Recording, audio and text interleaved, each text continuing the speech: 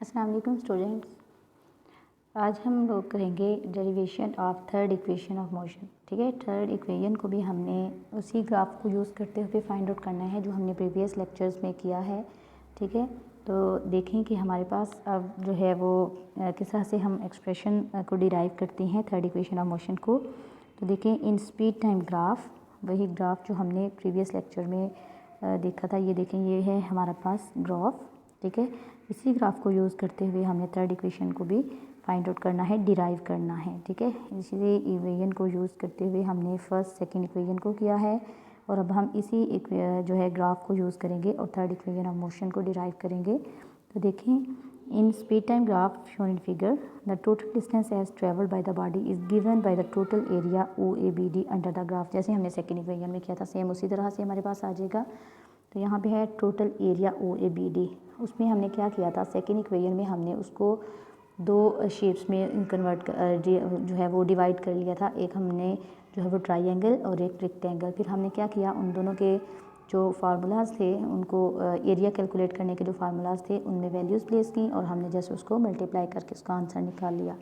ठीक है, लेकिन अब हमने क्या करना है, अब हम करेंगे उसका टोटल एरिया हम फाइंड आउट करेंगे। तो OA plus BD divided by 2 multiply by OD। ठीक है, हम इसका कंबाइन एरिया फाइंड आउट कर रहे हैं। तो ये डिस्टेंस जितना उसने ट्रैवल किया है वो हमारे पास आ जाएगा OA प्लस BD। ठीक है, ये किस तरह से आ रहा है हमारे पास, ये हमारे पास ऐसे आ जाएगा O से A। ठीक है, OA और प्लस BD। ठीक है, इन दोनों को जब हम आपस में क्या करेंगे, आपस में हम करेंगे इसको मल्टीप्लाई। ठीक है, तो ये आ जाएगा हमारे पास OABD OA और इसमें प्लस BD करेंगे। ठीक है, ये वाला डिस्टेंस ये वाली साइड और इन दोनों साइड्स को आपस में ऐड करेंगे, डिवाइडेड बाय हम करेंगे 2 से। ठीक है, इसका जो एरिया है उससे हम इसकी वैल्यू निकालेंगे, यानी हम क्या करें, हम इसकी मीन निकाल रहे हैं, मीन वैल्यू, क्योंकि हमारे पास दोनों लेंथ्स जो हैं वो इक्वल नहीं है।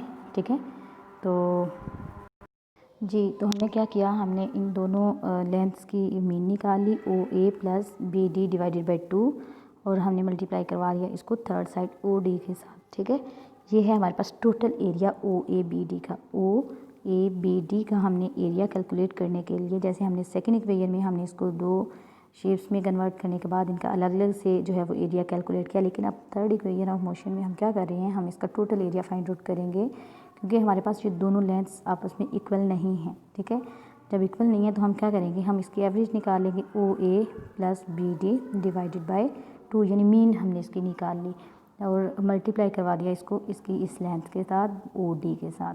ठीक है, ये हमारे पास आ जाएगा इसका ये टोटल एरिया OABD का।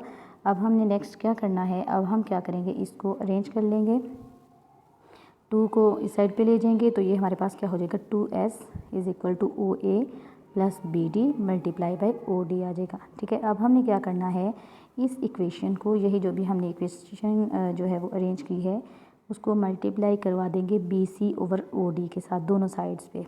ठीक है, BC ओवर OD के साथ हम इसको जब मल्टीप्लाई करवाएंगे BC और OD के साथ, ठीक है, दोनों साइड पे, तो हमारे पास आ जाएगा 2S ये एज इट इज़ और इसके साथ मल्टीप्लाई जो हमने टर्म करवाई है BC over OD is equal to OA plus BD और मल्टीप्लाई OD ये एज इट इज़ आ गया। अब जो हमने फैक्टर इसके साथ मल्टीप्लाई करवाया है वो हमारे पास आ जाएगा BC ओवर OD। ठीक है, तो 2S multiply by BC over OD और ये हमारे पास इस तरह से आ जाएगी, क्योंकि हमारे पास ये OD और ये OD आपस में क्या हो जाएंगे, कैंसिल आउट हो जाएंगे। रिमेनिंग हमारे पास ये आ जाएगी इक्वेशन 2.7।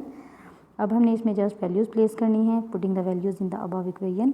तो हमारे पास 2S जो है वो एज इट इज़ आया, BC ओवर OD किसके इक्वल है, ये हमने जो फर्स्ट इक्वेशन में स्लोप निकाली थी A। ठीक है, तो ये हमारे पास आ जाएगा A और OA किसके इक्वल है, ठीक है, OA हमारे पास VI के इक्वल है। ठीक है, OA है VI के इक्वल, ये आपने ग्राफ से देख के इसकी वैल्यूज़ प्लेस करनी है और BD हमारे पास है VF के इक्वल। ठीक है, मल्टीप्लाई बाय, बेटा यहाँ से एक स्टेप आपने मज़ीद कर लेना है, यहाँ पे ऐड कि BC को जैसे हमने फर्स्ट इक्वेशन में किया था कि BC किसके इक्वल था हमारे पास, BD। ठीक है, BD माइनस CD। ठीक है, BD माइनस CD करेंगे तो रिमेनिंग हमारे पास BC ही बचेगा, लेकिन हम इसमें VF और VI की वैल्यू को यूज़ कर सकेंगे। अब हमने नेक्स्ट क्या किया है, जस्ट हमने इन दोनों को आपस में मल्टीप्लाई करवा दिया है। ठीक है, तो ये है हमारे पास वी आई पहले है, जब ये इसके साथ मल्टीप्लाई होगा तो दो टर्म्स आपस में कैंसिल आउट हो जाएंगी क्योंकि ये पॉजिटिव और नेगेटिव साइन के साथ आ रही हैं, और रिमेनिंग हमारे पास जो बचेगा वो होगा V I square minus V F square, sorry V F square minus V I square. ठीक है, तो ये हमारे पास आ गई equation third, 2as is equal to V F square minus V I square. V F क्या है, फाइनल वेलोसिटी, और वी आई क्या है, इनिशियल वेलोसिटी। ठीक है, तो ये बेटा आप लोगों ने जो तीनों इक्वेशन हैं उनके लास्ट एक्सप्रेशंस आपको आने चाहिए। अगर आपके लॉन्ग क्वेश्चन में आता है तो वो आप लोगों को तीनों इक्वेशंस नहीं आएंगी, आप लोगों को कोई एक इक्वेशन आ जाएगी या दो आ जाएंगी, और आपको बताया होगा कि कौन सी इक्वेशन आपने डिराइव करनी है। लेकिन शॉर्ट क्वेश्चंस के लिए आपने क्या करना है, सारी इक्वेशंस की डेफिनेशन जो है सॉरी इसके लास्ट एक्सप्रेशंस को अच्छे से याद रखना है। आप लोगों को शॉर्ट क्वेश्चन में इस तरह से पूछा जा सकता है, right first second third equation of motion, first second third equation of motion. तो उसमें आपने जस्ट क्या करना होगा, ये लास्ट एक्सप्रेशन लिखने होंगे, ये थर्ड इक्वेशन का, और उसके बाद ये सेकंड इक्वेशन का, और फर्स्ट इक्वेशन का लास्ट एक्सप्रेशन, ये जो है V F is equal to V I plus A T. ठीक है, लेकिन अगर लॉन्ग क्वेश्चन में आता है तो आपने ये प्रॉपर जो है वो ग्राफ बनाकर इसको एक्सप्लेन करना है, डिराइव करना है। ओके स्टूडेंट्स, ये आप लोगों ने इसकी अच्छे से प्रैक्टिस करनी है, और इसको जो है वो ये इम्पोर्टेंट क्वेश्चन है, इसको भूलना नहीं, क्योंकि हमने इसको फर्दर जो है वो प्रॉब्लम्स में यूज़ करना है, इनके फार्मूलाज़ को। ओके स्टूडेंट्स, अल्लाह हाफिज़।